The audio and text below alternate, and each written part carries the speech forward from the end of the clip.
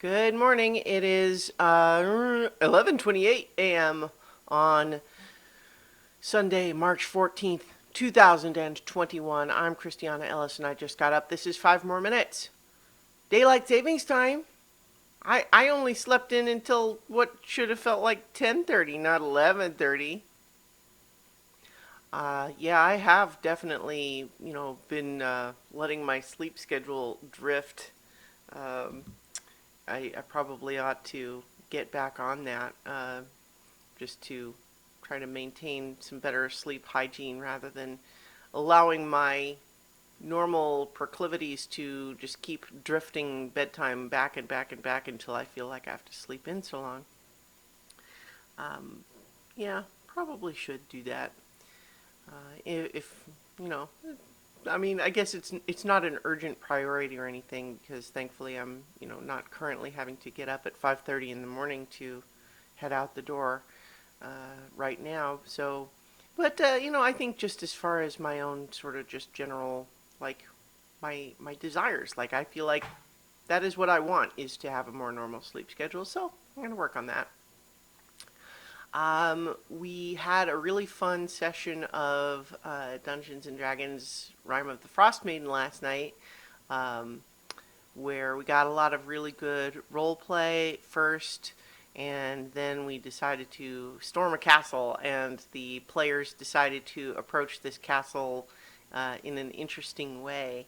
That the adventure is not written for them to do it that way, so I had to kind of improvise. In fact, technically speaking, I realized only after the plan was underway that there's parts of where it's written like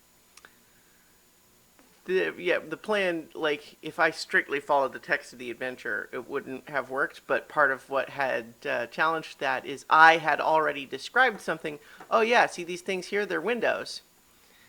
Only for them later, for me to later read a different room description that says, oh, they're arrow slits, so probably couldn't fit through into there. But it's fine, though, because it was badass and awesome the way they came up with a complex series of spells that they could use to infiltrate this tower, for this fortress from the top floor. And I thought that was great. And so had a lot of fun doing that. And as I mentioned, I've been playing Hollow Knight.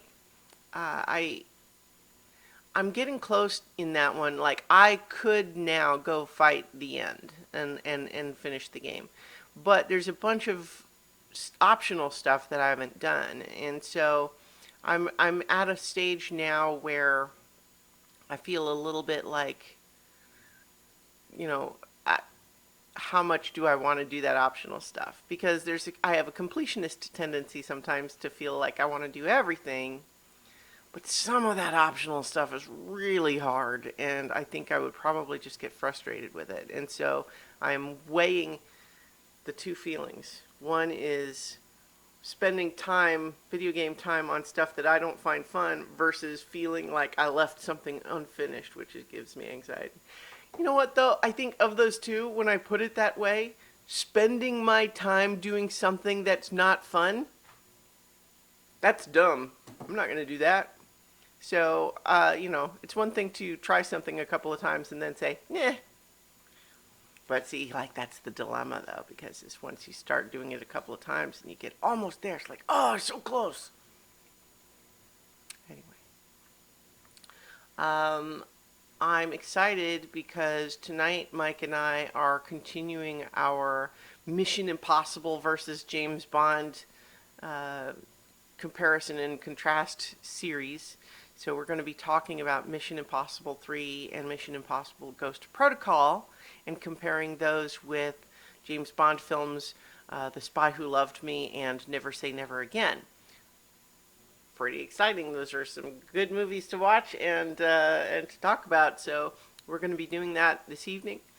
I need to double check the timing because we have sort of what might have been our normal time, but since it's daylight savings times now, and Mike lives in one of those weirdo places that doesn't do it. So I need to double check that our timing is still lined up. So, but that's going to be fun. So you can check us out with that later on Twitch tonight if you want to hear us talk about those movies. And in the meantime, I'll talk to you all tomorrow for 5 more minutes.